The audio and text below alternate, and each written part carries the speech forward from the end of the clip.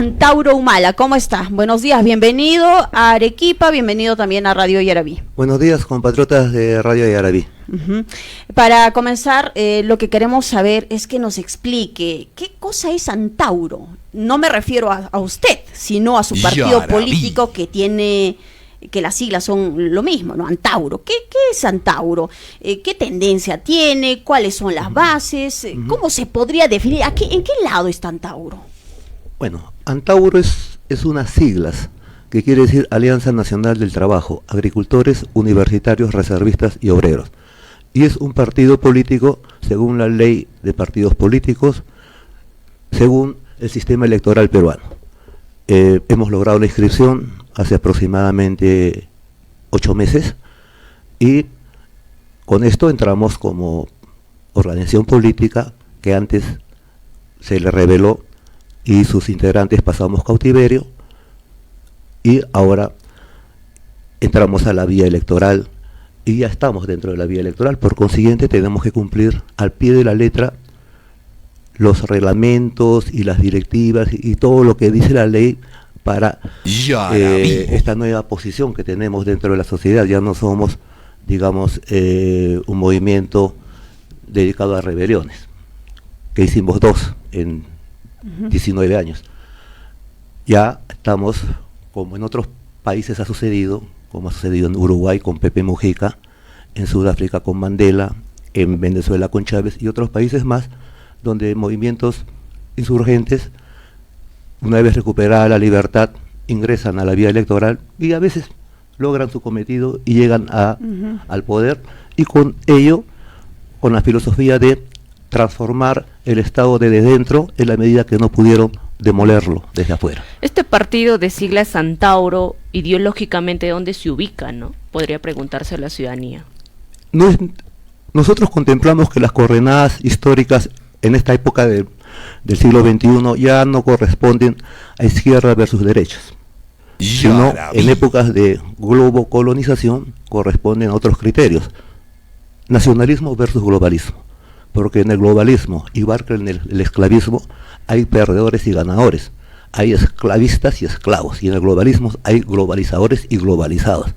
Nosotros, la República Criolla, más aún desde el 5 de abril del 92, regido por la constitución del japonés que acaba de morir, estamos entre los globalizados, entre los perdedores, entre los humillados. Entonces somos nacionalistas por eso, y nuestras coordenadas van más allá de derechas e izquierdas.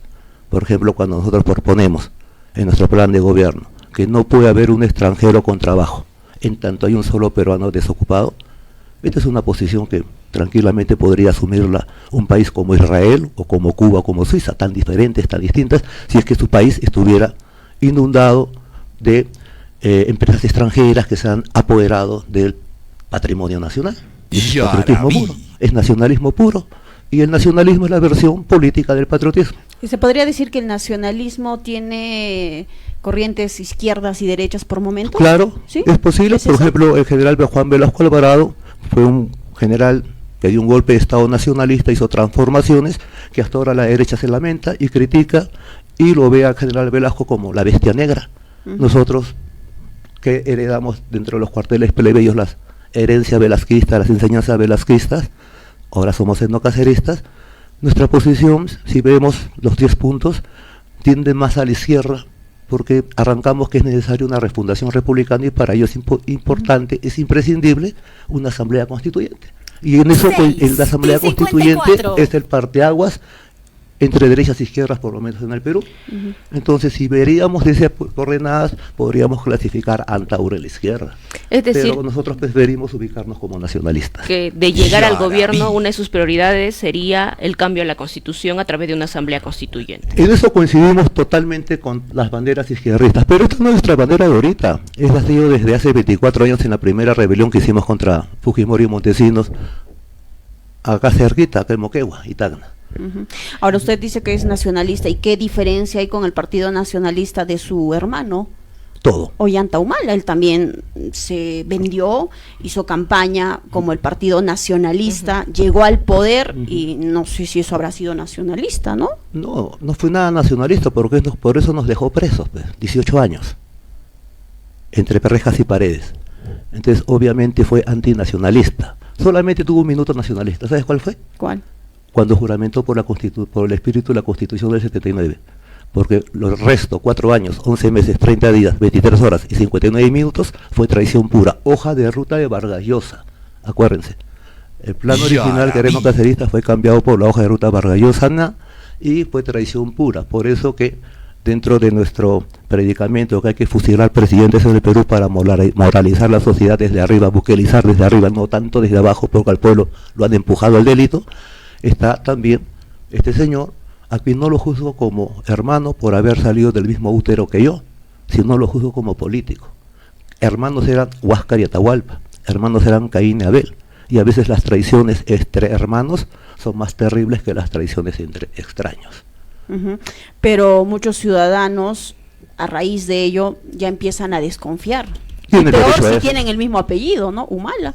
Puede Claro, ser que aquí claro, Antauro pero- Humala nos está vendiendo ahora el nacionalismo. que es puede diferente. ser. También puede ser que cualquiera de ustedes ciudadanos van y asaltan un banco, puede ser, ¿quién dice, no? O sea, podemos especular 1 millón, infinitas cosas. Pero están los hechos, están las ejecutorias.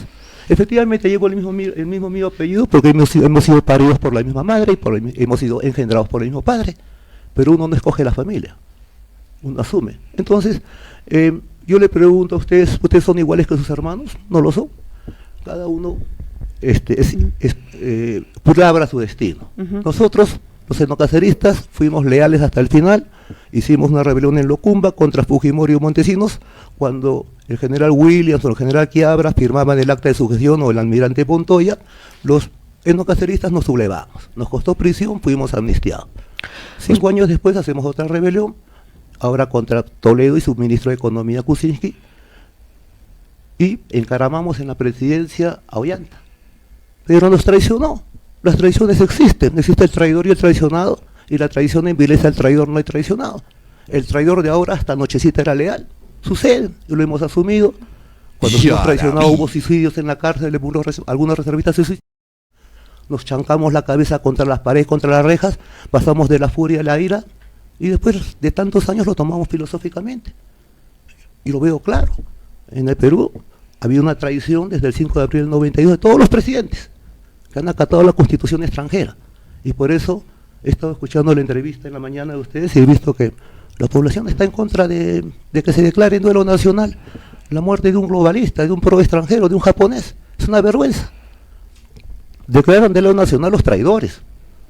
Los peruanos, los patriotas, estamos de júbilo que había muerto un forajido. Desde el 92 a la fecha, todos los presidentes, expresidentes son considerados por usted Fusilables. presidelincuentes Totalmente. y todos fusilables. Fusilables, ¿Incluido por supuesto que Dina sí. Boluarte? Todos, de derecha como de izquierda. Pero incluido Dina Boluarte, a quien Totalmente, usted claro. En a algún quien momento usted la reconoció como reconoce. presidenta en medio de las protestas y generó y críticas. Yo reconocí porque me tenía que sublevar. Si le estoy pidiendo su renuncia a Toledo en Andahuaylas, al pedir la renuncia de una autoridad, usted la está reconociendo tácitamente. Cuando me sublevo contra Fujimori el año 2000 en Locumba, lo reconozco porque le estoy pidiendo su renuncia. Entonces, a mí me parece francamente un problema neuronal. Cuando dice, permítame terminar. Por ejemplo, en ILAVE, los compatriotas puneños marchan gritando renuncia a Boluarte. Totalmente de acuerdo, pero esos compatriotas puneños al decirle la renuncia la están reconociendo. Entonces me parece... Es que dicen que es un gobierno espurio. Sí, Es que le consideran que es un gobierno espurio, ¿no? Y ¿Cómo? usted consideran que es un gobierno Es espurio. totalmente cierto. Pero en algún momento usted dijo que la reconocía como presidenta, No, ¿no? Y fue en el señora, contexto no, de las señora, no, protestas, señora, de las usted está mintiendo. movilizaciones. No, señora, Ahí- usted también, no, pero ahí- por favor, calma, es que están mintiendo, yo nunca le he reconocido. Yo he dicho, así, para mí todos los peruanos son compatriotas, de derecha como de izquierda, globalistas, estúpidos como nacionalistas, inteligentes, pero no dejan de ser compatriotas. Yo todo lo digo compatriotas, así porque somos compatriotas. Entonces, hasta Abimael Guzmán era compatriota o no era compatriota. Repito, para usted, ¿Abimael nació en Perú o nació en Chile? Nació en Perú. Por consiguiente es Su compatriota no es su compatriota. Y muchos lo consideran a usted traidor. Traidor porque, claro, dicen, Antauro Humala reconoció como su presidenta Dina Boluarte, y además, cuando se produjeron las protestas entre diciembre de 2022 y los primeros meses de 2023, no hemos visto a Antauro Humala en las calles. Es que Antauro Humala acaba de salir 18 años de prisión, y como Antauro Humala hace muchas rebeliones, muchos periodistas creen que Antauro Humala tiene que estar en todas las rebeliones. No los periodistas, yo me refiero a los ciudadanos. Bueno, a los ciudadanos. Es que en ese momento, primero de que el Perú tiene como 800 plazas, había 800 mítines, yo no puedo estar en 800 plazas, entonces todo el mundo me quiere ver, y cuando me veía era para tomarse un selfie. Por eso yo decía, en las marchas limeñas la gente debería tomarse selfies. Otra cosa son las movilizaciones del sur. Entonces, ahora yo veo, ¿no?, al único líder político que se le exigía en ese momento, y acababa de salir de la prisión, 18 años. Yarabí. Pero al único que se le exigía que esté es Antauro Humala. No le exigían a Verónica Mendoza, no le exigían a Aníbal Torres, no le exigían al señor Bermejo, no le exigían nada a nadie, solamente a Antauro. Entonces, hay que ser, o sea, este señor ha pasado un tercio de su vida entre rejas en la prisión, por rebelarse cuando nadie se rebelaba, por rebelarse cuando todos firmaban el acto de sujeción, o cuando todos los líderes de izquierda no se rebelaban, Antauro se rebelaba. Me acuerdo que en las barricadas de Andahuaylas, la mitad de la izquierda cerró filas con Toledo. Cuando los etoncastritas se batían en las barricadas, la mitad de la izquierda cerrando filas con Toledo, y pocos de la izquierda con nosotros.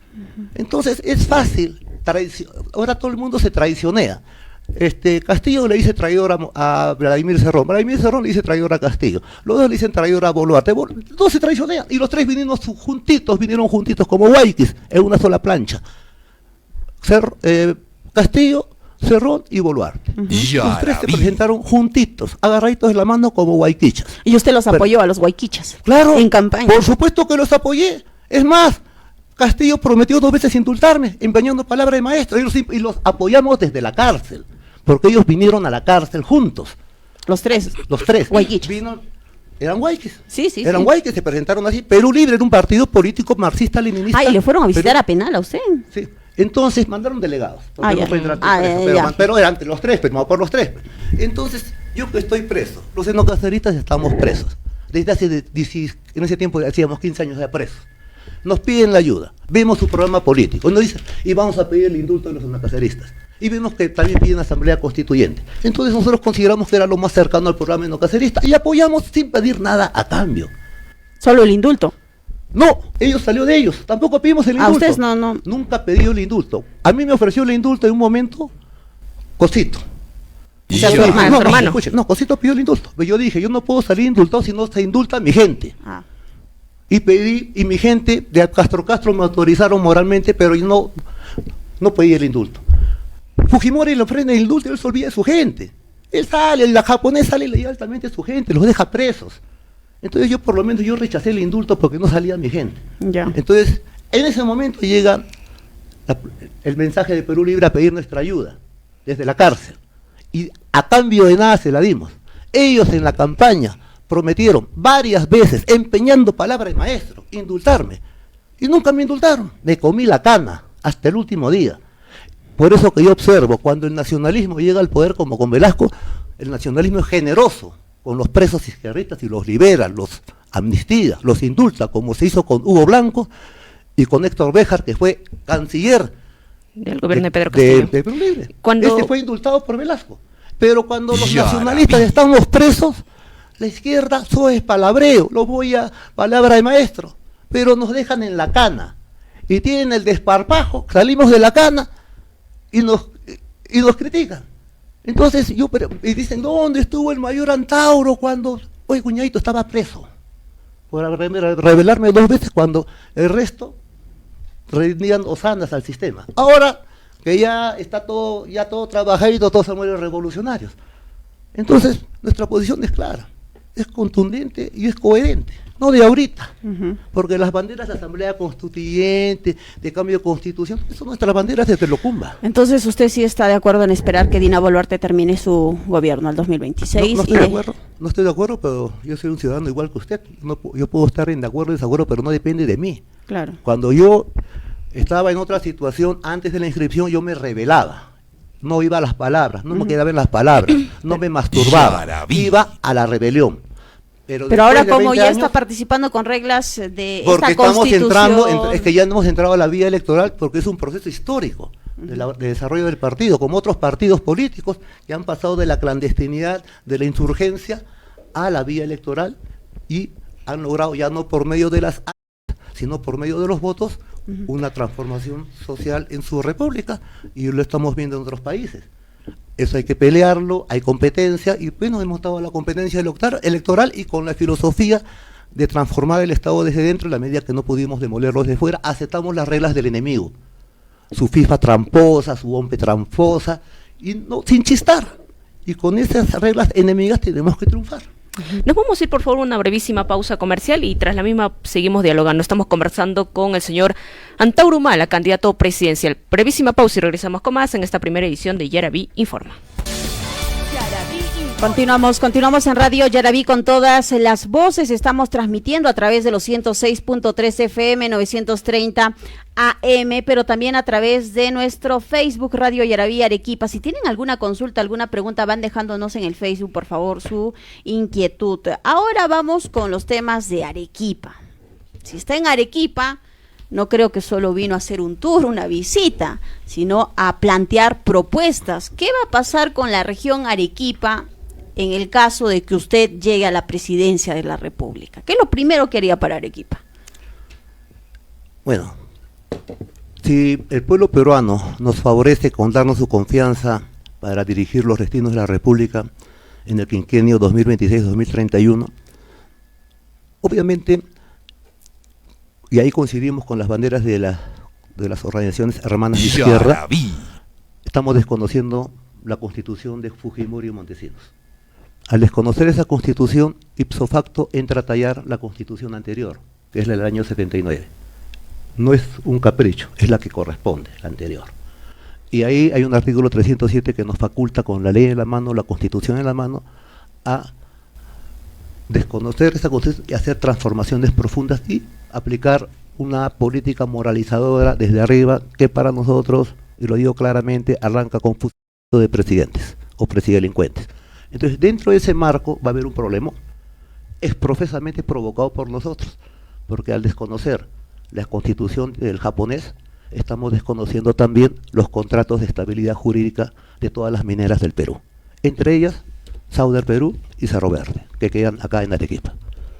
El año 2000, el único ahora candidato a la presidencia de los 40 que van a presentarse, que más allá de las palabras ha ido a los hechos con respecto a Sauder, es Antauro, porque el año 2000 capturamos Toquepala, apresamos al gerente Toquepala y emitimos el manifiesto rebelde velasquista de Toquepala.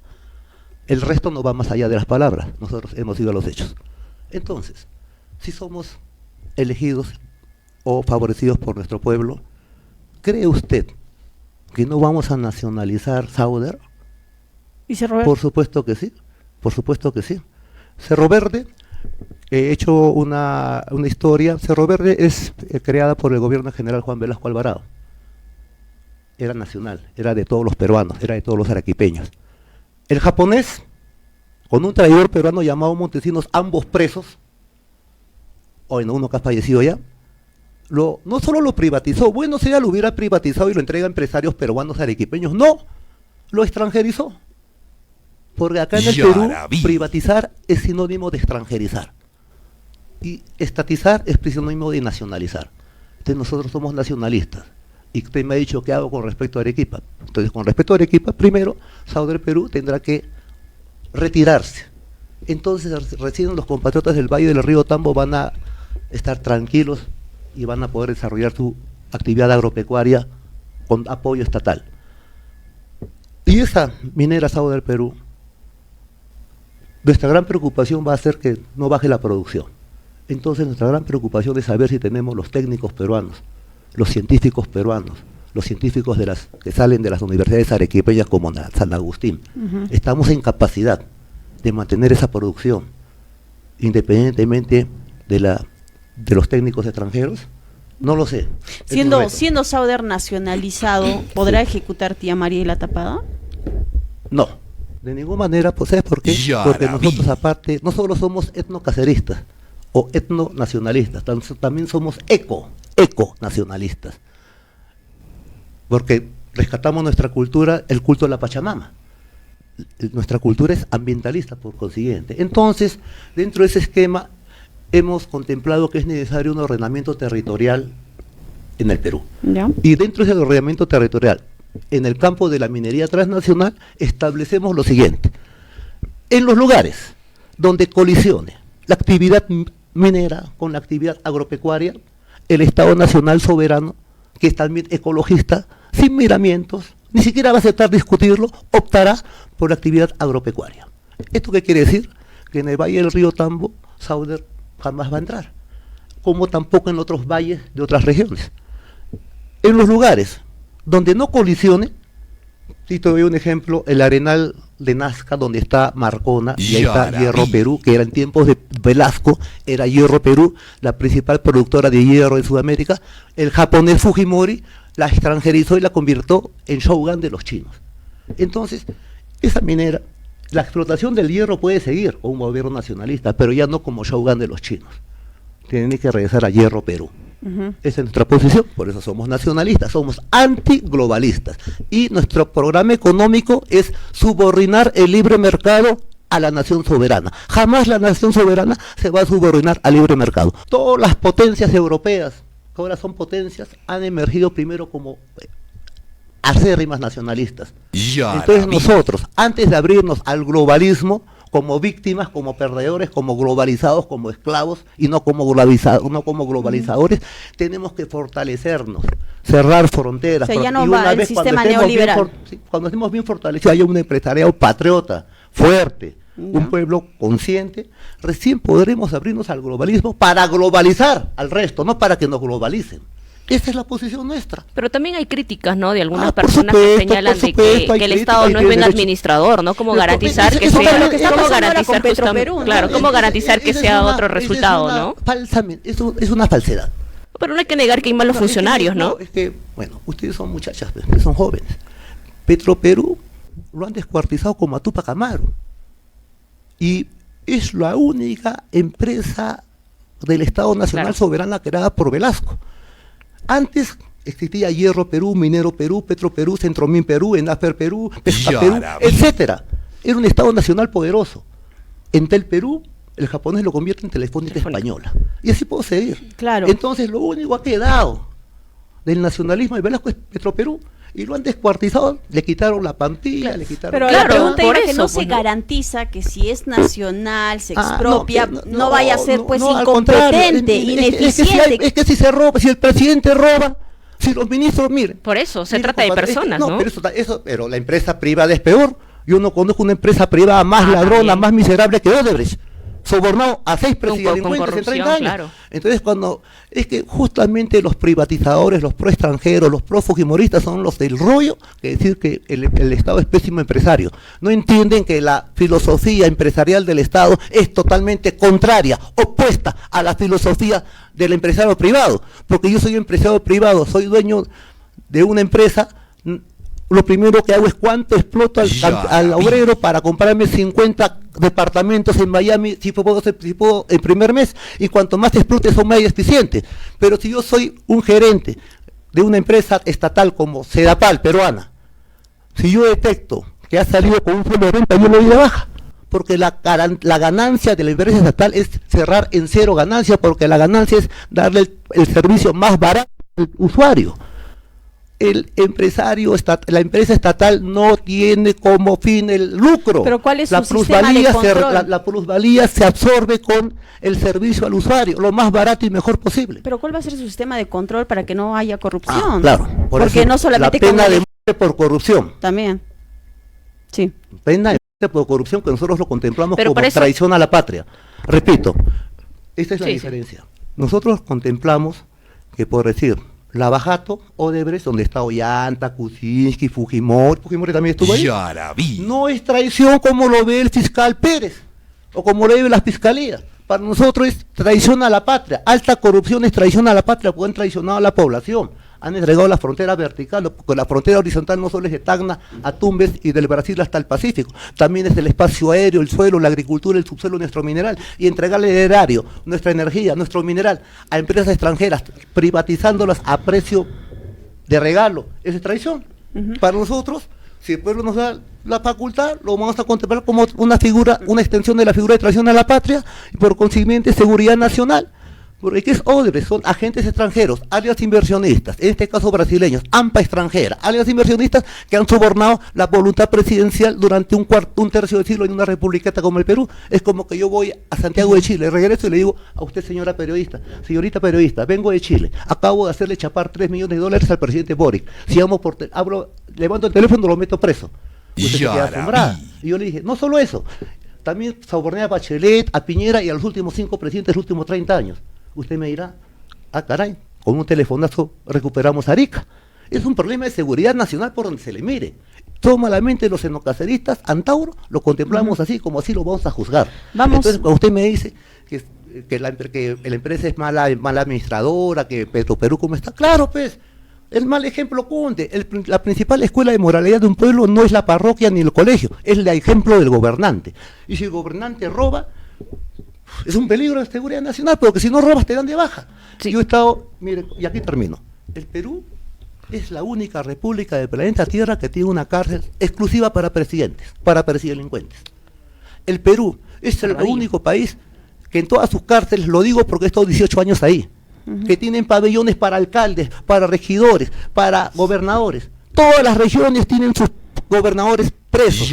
En Arequipa creo que hay 1 o 2, en Cusco hay 3.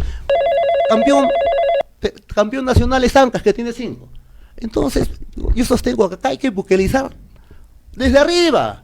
Al pueblo lo han empujado al delito, con el desempleo. Para nosotros el desempleo es un problema de seguridad nacional. Un muchacho, un hombre mal pagado no puede ser un buen hijo, no puede ser un buen esposo, no puede ser un buen padre, no puede ser un buen ciudadano. Y justamente sobre eso queremos hablar, porque ya nos están haciendo llegar preguntas respecto a qué va a hacer con la delincuencia. Nos dicen aquí, por favor, yo quiero escuchar las propuestas en delincuencia, porque aquí en Arequipa están creciendo las extorsiones. Vamos con la respuesta, pero primero también hay la participación de nuestros oyentes, porque quieren preguntar, aprovechando la presencia de Antauro Humala, quieren preguntar, así que vamos rápidamente. Jorge, directo con la pregunta, por favor. ¿Aló? Sí, adelante, te escucho. Señor periodista, buenos días. Yo no soy antaurista, yo soy velasquista. Y lo que dice es verdad. Ahora, antes que se escape la Fujimori, debe devolver todo lo que ha robado, porque todas las empresas para la gente está privatizado, no es así. Ella lo tiene en acciones, y por eso es de que no quiere actuar como nacionalista. Entonces, por ejemplo, Petroperú es accionario, ella es propietaria de la mayoría de las acciones de las empresas. Muy bien, Jorge. Antamina, de todas las empresas. Está como accionariado. Por ejemplo, un ejemplo, ese señor Aliaga, dueño del ferrocarril. La vez pasada el presidente le dijo que pague todo lo que debe, o sea, de impuestos. Y él dijo, no, yo no soy dueño, yo soy administrador. Y ese es el problema. Y ahora a Castillo lo han acusado, lo han metido preso. Muy bien, Jorge, muchas gracias. Tenemos que ir con más llamadas. Vas a disculpar, nos pedimos por favor brevedad para que entre la mayor cantidad de participación de nuestros oyentes. Miguel, vamos. Buenos días, amigos de Radio Abril y la población arequipeña. De llegar a ser presidente el señor Antauro Humala, ¿cuánto ganaría de sueldo? ¿Cuánto se pondría ¿Cuánto sería su sueldo? ¿Cuánto sería su sueldo? Y la segunda pregunta, ¿qué va a hacer si va a tener, porque sabemos que hay un congreso que va a ser adverso, y cuánto también deberían de ganar un congresista? ¿Y qué haría con las reformas? Y lo último, ¿qué le diría a los policías que murieron en el Andahuayazo, a las víctimas de esos policías? ¿Qué les diría? ¿Se arrepiente de repente de los hechos suscitados en ese momento? Gracias, señor David. Sí, gracias por la participación. Vamos con la siguiente comunicación. Estamos con llamadas telefónicas. Tenemos, si no, vamos al WhatsApp. A ver, WhatsApp, adelante. Hola, buenos días. Sí, su pregunta, por favor. Buenos días, señor Antauro. ¿Me podría decir, por favor, si va a haber cambio de constitución? Cambio de constitución, gracias. Vamos ahora con Alex desde Sachaca. Adelante, Alex. ¿Cómo estás, señor Luz de Sachaca? Buenos días. Al señor Humala, yo tengo un video del señor cuando él hablaba de dos cosas. Primero, dice que va a cambiar la religión, va a traer la religión del Tahuantinsullana. ¿Sí? Todavía con esa idea. Y la segunda es que dice que va a mandar reservistas a capturar al rey de España. ¿Sigue todavía con eso? Gracias. Gracias, Alex. Vamos con una pregunta más, por favor, Diego, nos informas una pregunta más y de ahí vamos con las respuestas. Vamos de frente para no perder tiempo, mi estimado. Adelante. Yaraví. Buenos días. Señor Antauro, ya que habla de estatización, ¿qué opina de la devaluación de la moneda boliviana? ¿Usted también va a aplicar la estatización para que nuestra moneda se devalúe? Gracias, listo. Vamos entonces ahora con las respuestas. Adelante. Bueno, hay una serie de preguntas muy interesantes, por cierto. Voy a empezar por las últimas, que están más fresquitas. Vamos. Con respecto a la devaluación de la moneda boliviana, le soy sincero, yo estoy más abocado a la moneda peruana. Con los compatriotas de Bolivia, yo les llamo compatriotas porque yo considero que creo en una internacional incaica. Creo en el sueño confederativo del mariscal Santa Cruz Calahumana, padre de la Confederación Peruano-Boliviana. Creo que los pueblos, las repúblicas de Perú, Bolivia y Ecuador, que tenemos un ADN cobrizo común, descendiente de la molécula de Manco Cápac y Mama Oglio, son tres pueblos separados por dos fronteras absurdas, que el etnocacerismo consideramos que son absurdas y vamos a procurar la reunificación de Perú, Bolivia y Ecuador en un neo-tahuantinsuyo, una internacional incaica. Se habla de una... Ahí voy a la pregunta que me hizo el compatriota con respecto a la religión tahuantinsuyana, y hay un video al respecto. Yo creo en un arquitecto supremo, soy un creyente, acérrimo de un Dios creador, pero como etnonacionalista considero que nuestro pueblo tiene su versión original de ese Dios creador, que no es Alá ni Jehová, es el Pachacamac. Entonces yo profeso la religión pachacamista. Ya. Esa religión la va a instaurar. Claro, y sueño que esta religión pachacamista sea finalmente la que prevalezca en el Perú, Bolivia, Ecuador. Se va a incluir en la educación. Es un sueño particular mío. Sí, planteo el debate. Ya. Estoy planteando el debate porque las cuestiones religiosas, por ejemplo, acá el catolicismo no se impuso con referéndum ni con apóstoles, se impuso a sangre y fuego con Valverde, Luque y tenemos hasta Cipriani. Ya. Entonces es una situación que nosotros eso del rey de España, del rey de España que bueno, va a ir a capturarlo. Bueno, sería hermoso, me encantaría, por supuesto que sí. ¿Pero es una prioridad? No. Pero la pregunta es, ¿qué pienso al respecto? Entonces yo le digo, ese video salió en una reunión interna etnocacerista por el Día de mi Santo, en que uno habla en familia. Eso fue filmado y se filtró. Pero ya que lo han hecho tema político, yo lo confieso, sí, me encantaría hacerlo. Sería algo que le levantaría la moral al pueblo peruano, porque el pueblo peruano tiene dos traumas. Ver a su inca asesinado después de pagar rescate por los secuestradores Pizarro y Almagro, que son los antecesores de los injertos y de los destructores, ambos del secuestro peruano. Y el otro trauma es Yaraví. Entonces el etnocacerismo consideramos que es un partido nacido para destraumatizar al pueblo peruano. Contemplamos, así como en el proyecto nacional de Santa Cruz, proyecto nacional terminó en la batalla de Yungay, el epílogo fue la guerra con Chile. En el siglo XX el proyecto nacional velasquista colisionó con el proyecto nacional pinochetista, a tal punto que Pinochet, desde la batalla de San Francisco, Chile, adopta planes defensivos con el ejército peruano al minar su frontera norte. Entonces, para nosotros, obviamente, esas son cuestiones que el pueblo peruano todavía rumia. Y nosotros, que nos consideramos intérpretes, por lo menos en los cuarteles de ese sentimiento, soñamos con la recuperación de Arica y soñamos también con recuperar o reivindicar el asesinato del Inca. Somos etnonacionalistas. Yo sé que para los criollos es algo ridículo, pero nosotros no somos criollos. Vamos a ir a una pausa brevísimo y ya regresamos. Hay otras preguntas, como por ejemplo, ¿cuánto piensa ganar Antauro Humala si llega a la presidencia? Regresamos.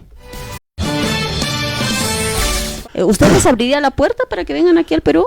¿Los bolivianos, bolivianas? Yo tengo mucha simpatía por Bolivia porque considero que es un pueblo hermano, es el Alto Perú. muy diferente con la situación de los venezolanos, porque, y lo digo sinceramente, compatriota, miren, yo me he sublevado con mis etnocaceristas ante una situación que consideré injusta. No me fue muy bien, pero fuimos consecuentes. A todos estos ciudadanos venezolanos que vienen acá, los veo despotricar contra el gobierno de Venezuela allá. Claro, son muy machitos a 10.000 kilómetros de Venezuela. Entonces los etnocaceristas observamos, ¿por qué no se sublevaron contra algo que consideraban injusto allá en Venezuela? Porque nosotros lo hemos hecho 2 veces. Tenemos derecho a exigirles eso. ¿Ya? Entonces, y vemos que acá, inmigración venezolana, el gobierno fujiconstitucional, ahora con Boluarte, pero antes igual fue con los otros presidentes, porque los trajo este señor, los trajo Kuczynski, a estos venezolanos los trajo Kuczynski. Los mantuvo Vizcarra, los mantuvo Sagasti, pero también los mantuvo Castillo. Pero también no son sus compatriotas, así como llaman a los bolivianos sus compatriotas. No los llamo a los venezolanos, a Venezuela no los llamo compatriotas, porque yo creo en el nuevo Tahuantinsuyo, en el proyecto incaico, y son Perú, Bolivia y Ecuador, las repúblicas de origen tahuantinsuyano. Por eso yo amo mi rojiblanco peruano, pero más amo mi unancha tahuantinsuyana. Me identifico como peruano, pero más como tahuantinsuyano. Esa es la doctrina. En el caso de Bolivia, ¿los va a aceptar? Porque es muy probable que suceda. Le voy a precisar, mire, nuestra bandera que nosotros veneramos, aparte de la rojiblanca, es el arcoíris del Tahuantinsuyo. Eso es lo que enarbolan los movimientos etnonacionalistas peruanos. Y también en Ecuador está la CONAIE, Confederación de Nacionalidades Indígenas del Ecuador, que ha puesto presidentes, ha instituido presidentes y tiene congresistas.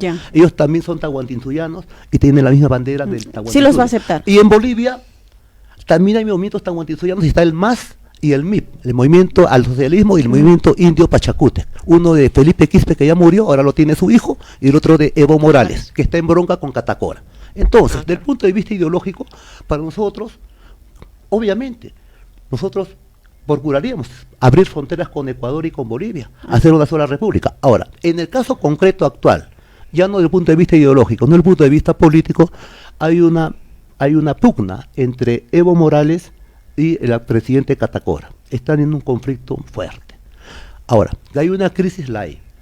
Se especula mucho que van a venir 1 millón de bolivianos, etcétera. Bueno, yo no creo que suceda eso, porque tengo informantes que también en Bolivia Bolivia está mejor que el Perú, y en Bolivia no dice que van a venir 1 millón de peruanos a Bolivia.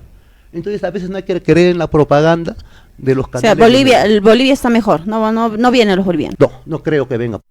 Como tahuantinsuyano, yo les doy la bienvenida, por supuesto. Pero por supuesto ¿por qué se van a dedicar ese 1 millón de personas que probablemente podrían venir, no? Esa es otra cosa.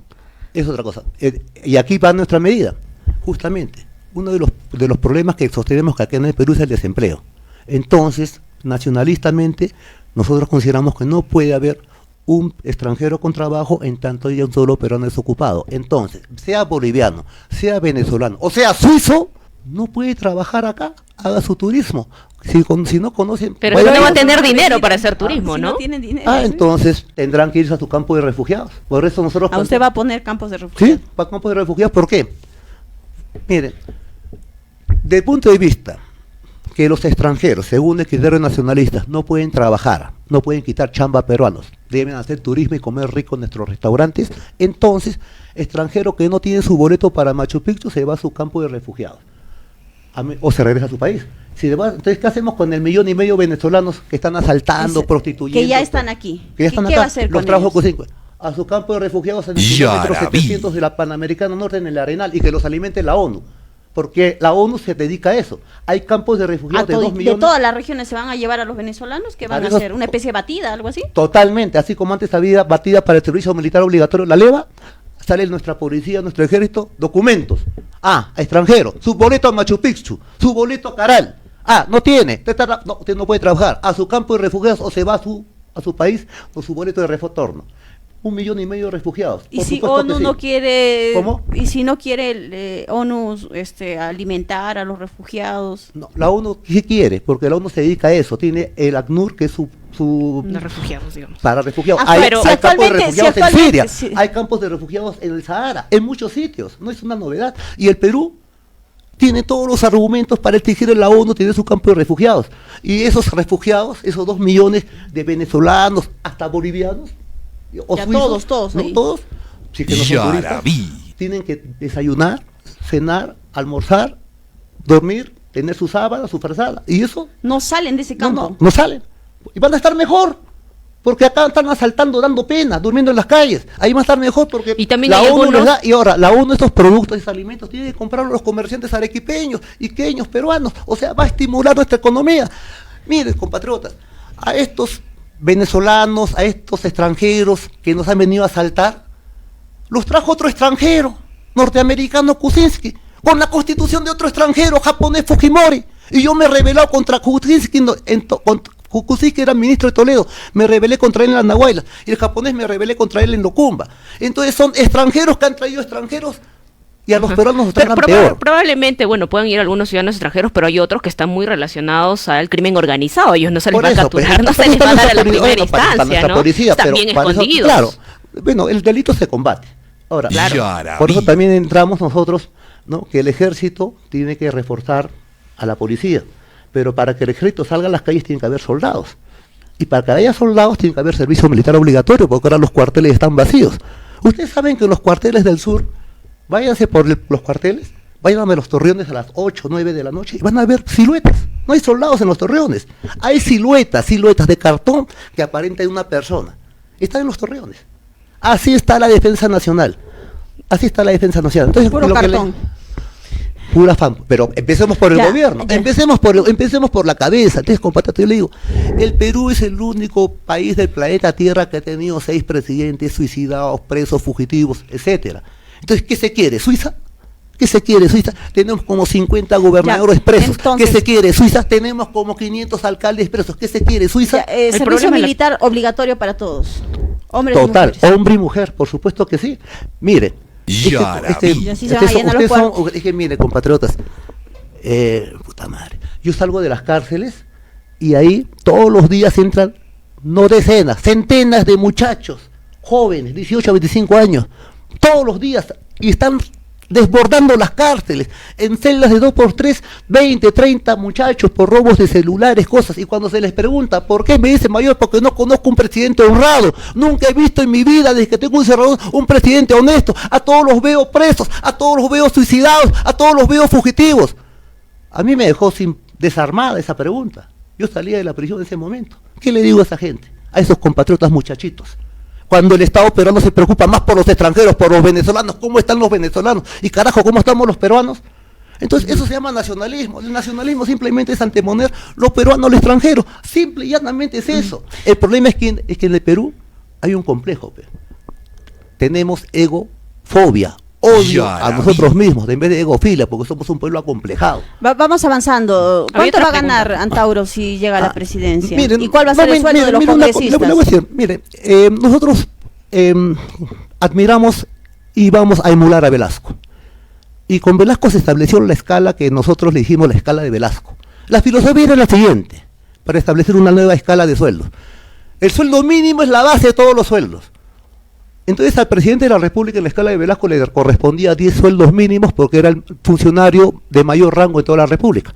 Y ahí iba decalando, 9 sueldos los congresistas, 8 sueldos los ministros y así sucesivamente. Entonces, si los ministros, los congresistas se querían subir el sueldo, tenían que subir el sueldo mínimo.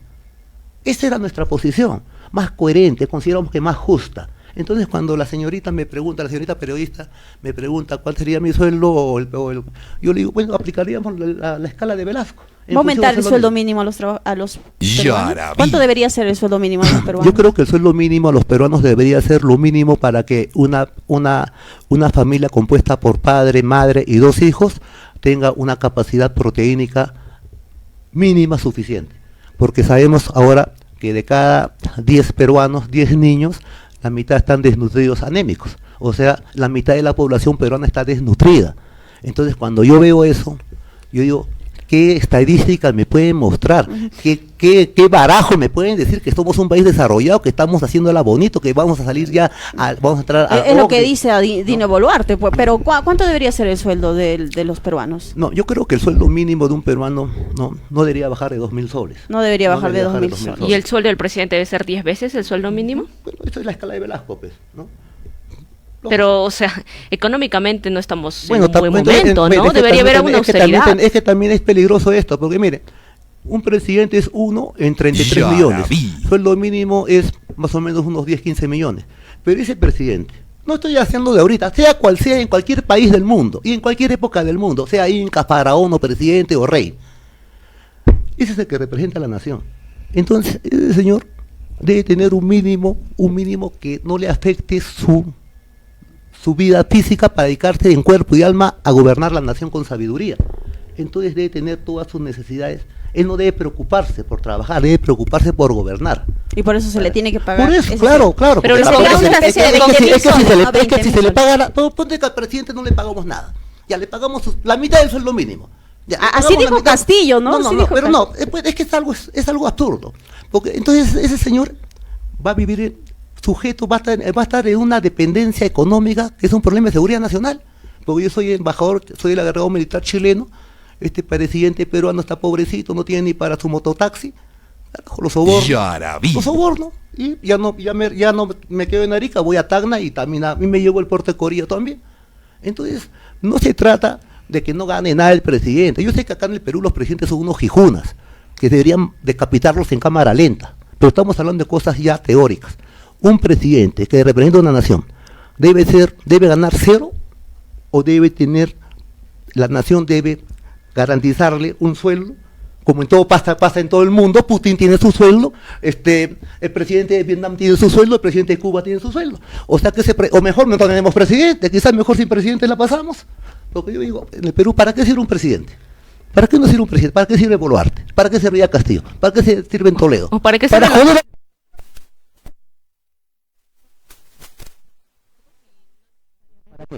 Pero yo le voy a decir una cosa, le voy a hacer un comentario. Mire, yo llego a la conclusión siguiente, compatriotas, porque en la cárcel se piensa mucho, la pensadora. Entonces yo llego a la conclusión que en el Perú no gobiernan los presidentes ni los congresistas. ¿Quiénes gobiernan? ¿Saben quiénes gobiernan? El piloto automático. Y el piloto automático tiene nombre y apellido. Y el piloto automático gobierna desde el 5 de abril del 92. El nombre y apellido del piloto automático es Julio Velarde, que es el eterno presidente del Banco Central de Reserva desde los últimos 20 años, y los anteriores 20 años fue Richard Webb. Estos señores son los portaestandartes, son los voceros de los organismos financieros internacionales como el FMI, el Banco Mundial y otros. Estos son los que digitan la política económica de libre saqueo, con los cuales no se mete ni la prensa. La prensa criolla solamente nos hace encabritar, encolerizar con estos 130 mamíferitos del Congreso y los presidencialicuentitos que tenemos, y nos hacen creer que esta es la democracia, la falsa democracia. Y nos amargamos todos los peruanos, renegamos todos los días contra los 130 mamíferos, a quien le agarramos a huevazos, contra los presidencialicuentes, sea Boluarte, sea Ollanta, sea Vizcarra, sea Kuczynski, porque en verdad esto es un simulacro.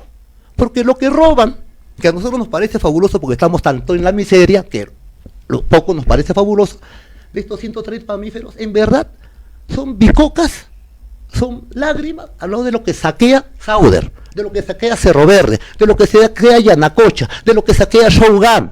Entonces, esa es la conclusión que yo llego. Esto es un simulacro de democracia, es democracia de los delincuentes, de los timadores. Y nos hacen amargar, y si duran mucho, si son muy rochosos, se les bota al año, si son muy ineptos, a los 2 años. ¿Usted va a ser democrático? Yo creo, primero, ahí está buena pregunta. ¿Sabe por qué yo creo que en el Perú tenemos un problema? No hemos definido la democracia. Porque yo he buscado en el Código Penal, porque me han condenado a 18 años por un crimen que yo no cometí, y he buscado dónde está escrita la palabra democracia, porque en mi sentencia figura la democracia, antidemocrático. No estaba en el Código Penal. Me fui a la Constitución de Fujimori y Montesinos, contra la cual me he rebelado. No dice nada de democracia. ¿Dónde está la definición de democracia? Me he ido a la Constitución del 79, tampoco. Me he ido al Código Civil. No encuentro la definición de democracia. Los mamíferos del Congreso también hablan de democracia, el embajador norteamericano también. Entonces, acá se confunde democracia con elecciones. Entonces, si es así, Jesucristo fue crucificado democráticamente. Bien crucificado entonces. Entonces, como hay cosas que no cuadran, yo me he ido más atrás. Me he ido al clásico de clásicos, al origen de los orígenes, que es la República de Platón, donde por primera vez se habla de democracia y se la define, hace 2400 años, antes de Cristo. Y ahí define la democracia, la timocracia, la oligocracia, la aristocracia y tantas cracias que hay por cada constitución. Entonces yo me sé de memoria, porque tanto he leído la definición de democracia, en la cual yo creo. Entonces cuando tú me preguntas, yo soy democrático, y te lo voy a definir como es la democracia según Platón. Pero voy a citar. Un gobierno de usted sí va a ser democrático. ¿Cómo va a ser esa democracia? Y voy a definir la democracia. Como la define, no es la definición de Antauro Humala, pueblo de Arequipa, es la definición de un filósofo llamado Platón a 400 años antes de Cristo, en Atenas. Y define la democracia así porque me la sé de memoria, porque lo he leído tanto en la cárcel. La democracia se origina cuando los pobres del país, después de vencer a los ricos, a unos les dan muerte y a otros les reservan puestos de gobierno que en este sistema suelen darse por, escuche bien rica esta palabra, por sorteo. No dice elecciones, dice por sorteo. Y entonces, acá, ¿qué es lo que yo apunto? Claro, porque para que haya democracia tiene que haber igualdad. Y en esa Atenas, todos esos filósofos, Sócrates, Platón, todos eran terratenientes, todos tenían 800 esclavos cada uno, y la democracia solamente era para ellos, para los esclavos no eran ni gente. Entonces, algo igual pasa en el Perú. La democracia es para algunos. Para los esclavos, nosotros no es democracia, pero nos hacen gritar democracia. Acá lo que hay es timocracia, democracia de los timadores. Y más o menos también me sé la memoria, ¿no? ¿Y usted qué democracia va a aplicar? La democracia socrática, porque según la democracia socrática, la rebelión de Túpac Amaru, que asesina a una autoridad colonial delante del pueblo, al corregidor Arriaga, según el Código Penal sería terrorismo ahora, pero según la definición clásica de democracia de la Atenas griega, sería totalmente democrático. Entonces, para mí, la rebelión de Túpac Amaru fue un acto democrático. El asesinato popular del corregidor Arriaga fue totalmente sacrosanto y democrático. Pero acá se confunde elecciones o democracia con OMPE, democracia con papelito manda, democracia con planillones falsos. Eso es lo que ahorita es el gran mal que tenemos. No es democracia, es timocracia. Entonces, si usted me dice, si llegamos al gobierno, claro, vamos a implantar la verdadera democracia con fusilamiento de presidentes, como decía Platón. Ya, pero hablando de elecciones, usted de llegar a la presidencia, ¿va a convocar a elecciones una vez culmine su mandato? Claro que sí, claro. Estos son mecanismos de sucesión de gobierno para nosotros. Y tiene que darse, por supuesto que sí. Solo se va a quedar los 5 años. Claro, esos 5 años, de 2027 a 2031. Pero va a regir ahí ya no la constitución de Fujimori, sino la nueva constitución. ¿Que va a permitir reelección? Eso lo dirán los asambleístas del pueblo, porque con la constitución del 79 simplemente vamos a convocar una asamblea constituyente. ¿Pero a usted le gustaría? Por supuesto que me gustaría, claro que me gustaría. ¿A quién no le gustaría transformar su país? Por supuesto, usted quiere que sea sincero. ¿Por qué? Porque hay temor de que si usted llega al gobierno... ¿Temor de quién? ¿El temor de quién es? El temor es del dueño de Huilas, el dueño seguramente del señor Rocha, gerente de la seguramente de bueno, temores para él. Pero también hay de los ciudadanos, de ciudadanos clase media que le tienen miedo, señor Antauro, ¿no? En algunos casos, incluso discúlpeme que le diga esto, discúlpeme, de verdad, pero lo tengo que transmitir porque yo lo escucho. Hasta señala que usted pues está medio loco. Dice, ¿cómo es posible que una persona así, con esas ideas medias locas, que incluso hasta lo han desmerecido a usted, ¿no? Por el hecho de fumar marihuana. ¿Cómo es posible que una persona así vaya a gobernar? Y no solamente lo dicen, pues los Willax o los estos, sino hay ciudadanos. Bueno, tienen derecho, es parte del debate. Aparte no se gana la elección con 100%, con 30% ganas la primera vuelta y ¿no? O sea, tampoco soy monedita de oro para gustar a todo el mundo. Yo me encanta caerle bien a la gente, pero prefiero decir la verdad. Entonces, cuando nos dicen que soy un loco, claro, Si estuviera en Suiza, donde es una sociedad casi perfecta, sí, efectivamente sería un lunático. Pero estamos en el Perú, donde las cosas no funcionan. Entonces acá, lo coherente es ser loco. Lo incoherente es adaptarse a la injusticia. Yo digo, a veces yo me considero una persona neurótica, porque no me adapto a una sociedad tan injusta como la actual. Entonces, obviamente, para muchos soy loco, y como voy del dicho al hecho, ya pues soy hasta peligroso. Pero, ¿quiénes tienen miedo al endocacerismo?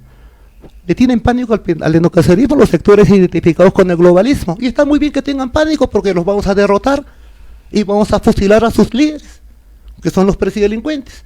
Y esta es mi posición clara. Y si el pueblo me elige o vota, en buena hora lo vamos a aplicar al pie de la letra, hasta el último. Y si no lo logramos, pugnaremos en la siguiente elección. Pero yo lo digo abiertamente, siempre lo he dicho abiertamente, desde que me rebelé la primera vez. O sea, yo no escondo nada. Ese es el secreto por lo cual desde la cárcel mantuve un liderazgo. ¿Usted confía en que va a ser candidato a la presidencia? Y esto le pregunto porque se presentó un proyecto de reforma constitucional que justamente en su momento se denominó como la ley anti-Antauro, justamente que planteaba de que personas con condena, con sentencia no puedan candidatear a los próximos comicios.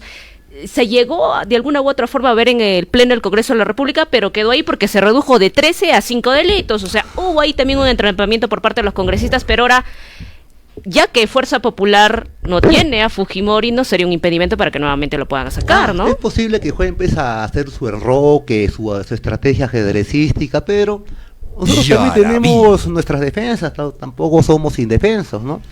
Y sabemos perfectamente, nuestros abogados, que la ley Antauro es una ley totalmente anticonstitucional, anti todo, y también tenemos, digamos, nos hemos anticipado, porque la ley Antauro es para los que han asesinado, policías, etcétera, y nosotros, y ahí voy a una pregunta que me hizo un compatriota arequipeño, como qué le diría a los deudos de los policías, y voy a responder las dos preguntas. Entonces, primero, está establecido que el que habla fue sentenciado por rebelión, de lo cual me enorgullezco y lo he ratificado muy bien, pero por otros delitos que no he reconocido jamás, como asesinato y secuestro de policías.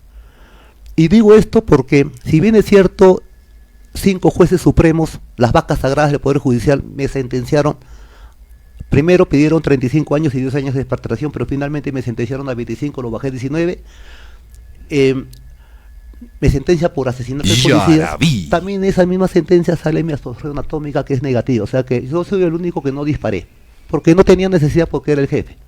Todos mis reservistas disparaban como Pancho Villa, pero yo no disparé porque era el jefe. Sin embargo, soy el único físicamente culpable de todos los reservistas, porque todos han sido absueltos. Entonces es una sentencia absurda, por supuesto que sí, claro que sí. Pero también, ¿no? Entonces, y con respecto a los secuestrados, yo me he negado a pagarles un céntimo, porque estos secuestrados son unos cobardes. Se dejaron secuestrar por gente sin armas en su cuartel, los policías. Y tienen el desparpajo de pedir indemnización. Entonces no fueron nunca secuestrados. Entonces a los deudos de los policías muertos yo les digo, señores, les doy mis condolencias, pero les sugiero que dejen de ver televisión y lean el expediente. Y se armen de valor y denuncien a los verdaderos asesinos de sus policías en ese crimen de Estado que fue en Andahuaylas. Porque está establecido que los endocaceristas no fueron, porque todos los reservistas fueron absueltos. Y el único que no fue absuelto, declaró culpable, es el único que no disparó. Entonces no hubo asesinato por parte de los endocaceristas. Los policías tampoco se suicidaron. Solamente pudieron haber sido muertos por francotiradores de las fuerzas del orden establecidos en las faldas del cerro Huayhuaca que rodea Andahuaylas. Entonces, yo me niego rotundamente a reconocer esas muertes. Y esa es mi respuesta a los deudos de los policías. Que se armen de valor y denuncien a Toledo, denúncienlo a Quiabra, que era ministro de Defensa y lo va a postular a la presidencia también, y denúncienlo al general Williams, congresista actual, y denúncienlo al general Gibovich, que eran los que mataron o estuvieron al mando de los francotiradores que mataron a sus deudos. Vamos con las 3 últimas llamadas, porque están sonando, no queremos dejar de lado también a nuestros oyentes. 3 últimas llamadas, ya vamos con la participación, sí. Entonces vamos con una llamada, nos dice que ya estamos con el tiempo. Adelante, le escuchamos. Sí, muy buenos días, muchas gracias por la participación. Con respecto al primer levantamiento del Ocumbazo, cuando indultado por un Congreso netamente fujimorista a través de una ley expresa. ¿No le parece bastante raro que después del levantamiento el Congreso le haya aprobado, de mayoría fujimorista, le haya aprobado el indulto? Primera pregunta. La segunda, para garantizar que realmente usted va a cumplir eso, su primer decreto sería firmar la revocatoria presidencial y congresal. Tercera y última, ¿qué opina de que las botas y las armas garantizan una dictadura, como lo hizo Hugo Chávez cuando decía, de llegar al poder solo voy a cumplir 5 años? Vemos hoy que hay 21 años y más de botas y dictadura en Venezuela. Muy bien. Gracias. Adelante, vamos, lo escuchamos. A la siguiente llamada, por favor, es que ha entrado una más. Buenos días. Hola, buenos días. Adelante, lo escuchamos. Lo que quería preguntar es, como dijo que el postulante al presidente, el señor Antauro, ¿no?, de que el que gobierna acá en el Perú es el general, ¿no? Entonces yo quisiera preguntarle también, el que gobierna también en el Perú acá son las Fuerzas Armadas, ¿no?, los oficiales generales, como él sabe, como él ha hecho escuela, ¿no? Entonces, ¿cómo hacer que los oficiales generales que tienen las armas, que gobiernan ahora, cómo hacer que ellos puedan ser partícipes del pueblo? ¿Cómo hacer que su promoción de él, que ahora son generales, que lo puedan apoyar a él? Porque lamentablemente ellos han hecho escuelas, tienen otras ideas, ¿no? Tienen otra ideología. ¿Cómo hacer que ellos sea la principal fuerza que mueve? ¿Cómo hacer ellos para que pueda cambiar muy bien, gracias, sí, lo entendemos, ¿no? Y a eso podríamos agregar que hay generales o militares procesados por las muertes durante las protestas contra Dina Boluarte. Voy a responder las preguntas inversamente. Primero, esta última pregunta, y la segunda, la del compatriota que preguntó sobre mi indulto, Locumba y la mayoría fujimorista que supuestamente me indultó en ese congreso de Valentín Paniagua el año 2000. Bueno, con respecto a lo de la escuela militar, lo de los militares, la pregunta es muy buena. Yo sé a dónde va el compatriota que hizo esa cuestión. Mire, un soldado, en el ejército hay una cadena de mando. Esta cadena de mando es la que hace que un soldado haga caso al cabo. El cabo al sargento, el sargento al teniente, el teniente al capitán, así hasta el mariscal. Porque hay una cadena de mando técnica, ¿no? Se supone que el oficial está más preparado y puede dirigir un combate, enseñarle cómo se maneja la ametralladora, el mortero, al sargento, y está el cabo y el soldado. O sea, hay una enseñanza técnica superior en el ejército que permite la disciplina. Eso es lo que nos corresponde como militares. Pero cuando esa disciplina se rompe y ya no es un comando técnico, no es un comando delincuencial, porque yo puedo ordenarle a un soldado, ¿sabe usted? Vamos con soldado, vamos a poner orden en la frontera. Pero yo no le puedo decirle a mi tropa, ¿sabe qué? Vamos a vender alcohol en los colegios. No le puedo decir eso a un soldado, no le puedo ordenar. El soldado me tiene que decir, ¿sabe qué, teniente? No le obedezco su orden y lo voy a denunciar, porque es una orden indebida. Entonces, en la guerra interna hubo esas cosas. Hubo matanzas, ¿no? Y el ejército en línea obedeció eso, porque la orden indebida salió del comandante supremo de las Fuerzas Armadas, que era el presidente. Repriman al pueblo, el ejército reprimió. Y ahí, como era una orden indebida, se dio a haber roto la cadena de mando. Entonces esos soldados que se ahogaron en el río de Puno, en Ilave, al mando de un teniente, fue una tragedia. Pero esos soldados, ese teniente, no tenían otra opción, porque tenían que cumplir una orden. El teniente se debió armar de valor y decirle a su jefe, ¿sabe qué, señor? La orden de reprimir al pueblo es injusta, por eso rompo la cadena de mando, no le hago caso a usted y me rebelo contra usted y contra el comandante supremo, que es el presidente entonces. Eso se llama romper la cadena de mando, porque si no rompo la cadena de mando, tengo que aguantar la próxima comisión de la verdad. Entonces, en el caso de los xenocaceristas, nosotros rompimos la cadena de mando 2 veces. La rompimos en Locumba, porque el ejército, la Fuerza Armada de Ejército se había convertido en una Fuerza Armada banda, con Montesinos, con Hermosa Ríos. Entonces, la cadena de mando debía haberse roto en el lado de general, no lo rompió ni un general, ni un coronel, y lo rompimos un mayor y un comandante. Lo rompimos.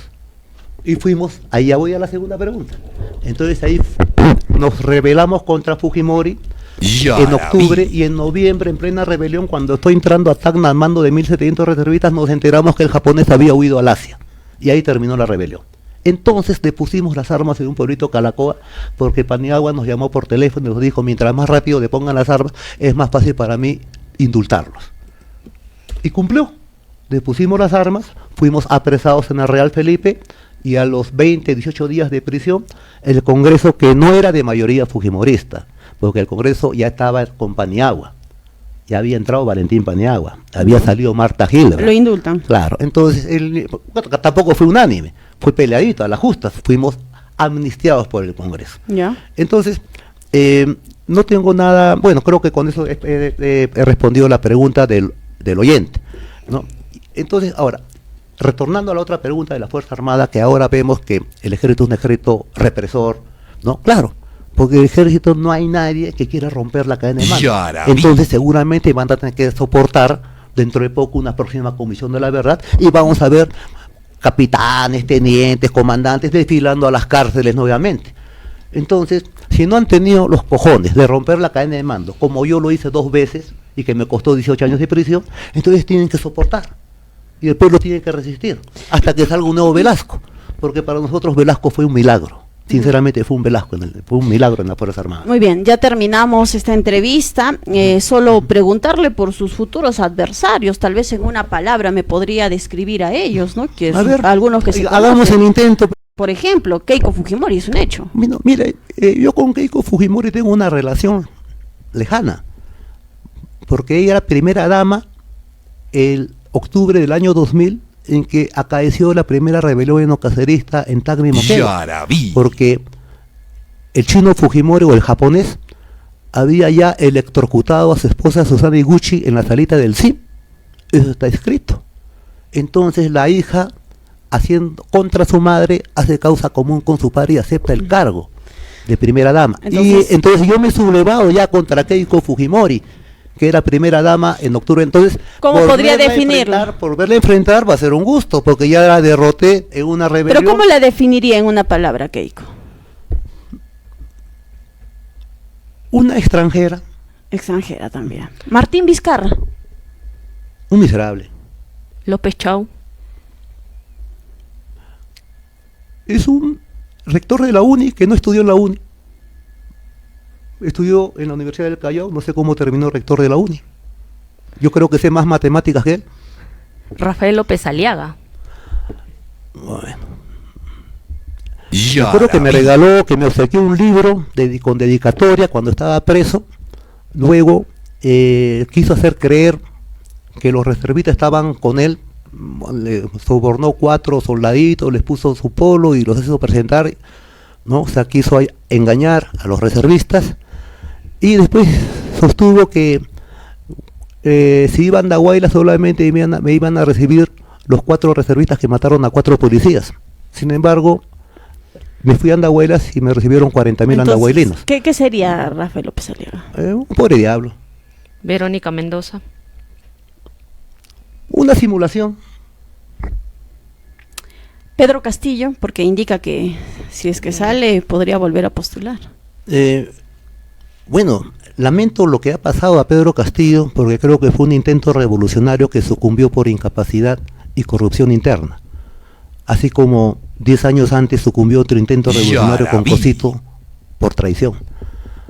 Es una tragedia para el pueblo peruano, lo lamento profundamente, pero digo, acá las banderas de cambio salen son las banderas nacionalistas y izquierdistas. Velasco fue nacionalista, hizo cambios profundos. Con Ollanta se pudo haber recuperado otra vez el nacionalismo en el Perú, pero nos dejó presos. Con Castillo, por primera vez, pudo haber un proyecto ya no del nacionalismo, sino desde la izquierda marxista. Y lamentablemente fracasó. Y es lamentable, es una tragedia para el pueblo peruano. O tenemos traidores en el gobierno o incapaces. ¿Incapaz sería? Incapaces, claro. Y mire usted, yo sostengo lo siguiente. Hay un cambio republicano ahorita en el país. La República India fue la que imperó hasta 1531, incas y preincas. En 1532 entra la República Española, que es sustituida en los campos de Junín y Ayacucho vía la lucha armada por la República Criolla. la libertad criolla a expensas del tributo indio y de la esclavitud negra, porque seguimos siendo tributarios los que teníamos nuestro color, y si éramos más oscuros, éramos esclavos.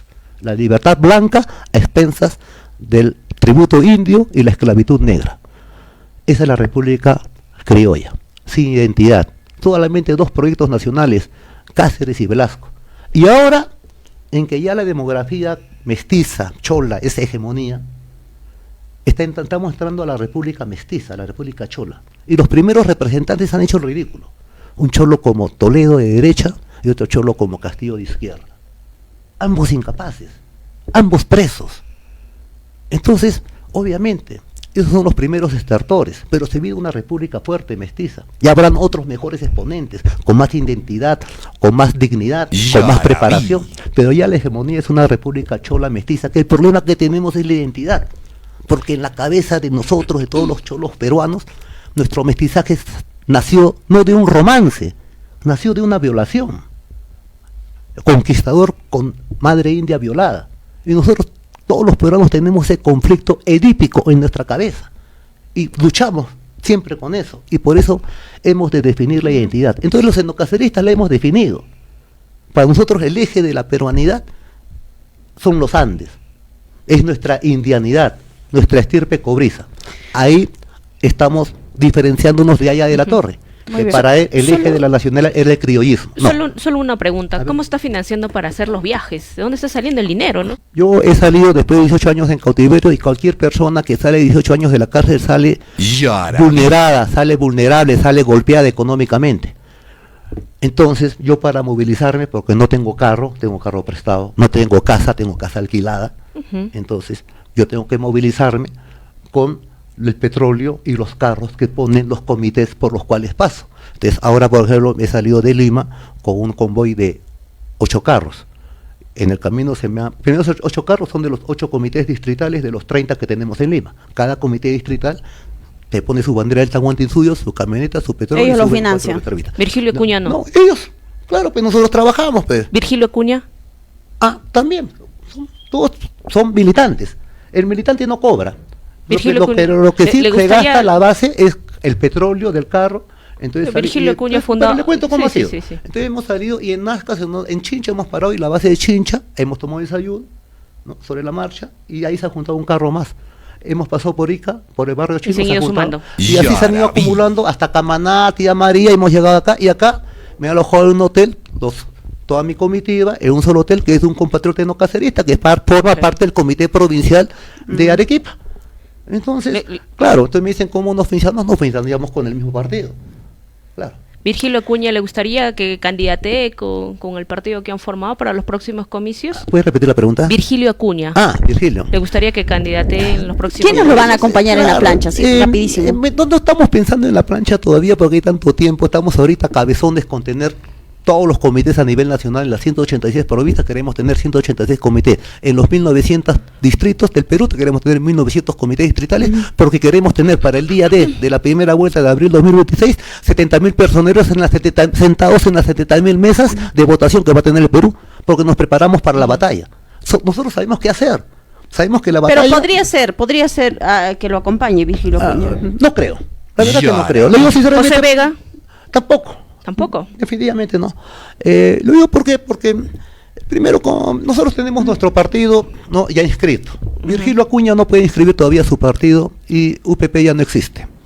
Entonces, nosotros en una sola hemos inscrito, ni bien saliendo de la cárcel, en la primera inscribimos. Hay gente que no puede inscribir un partido en toda su vida, estando en libertad. Etnocaceristas en el 2020 postularon con UPP. Claro, porque no teníamos partido, pues estábamos presos. Era vientre de alquiler. Entonces, cuando estábamos presos desde la cárcel, hubieron varias organizaciones políticas que nos pidieron ir con ellos. Y comenzamos a trabajar, pero nos pedían finalmente cupos, plata para estar en sus listas. Y no teníamos plata en la cárcel. Entonces, el único partido que no exigió eso fue UPP. Por eso nos embarcamos ahí y pusimos 13 congresistas. Muy bien. Pero eso ya terminó. UPP perdió la inscripción en la siguiente elección, que no fue con nosotros. Y ahora estamos con barco. Ya no somos inquilinos, somos propietarios de nuestro propio barco. Muy bien, muchas gracias. Gracias por estar Yaraví. aquí en los estudios de Radio Yaraví. Tras la pausa vamos a escuchar a los ciudadanos a ver si los ha convencido o no Antauro Humala. Gracias.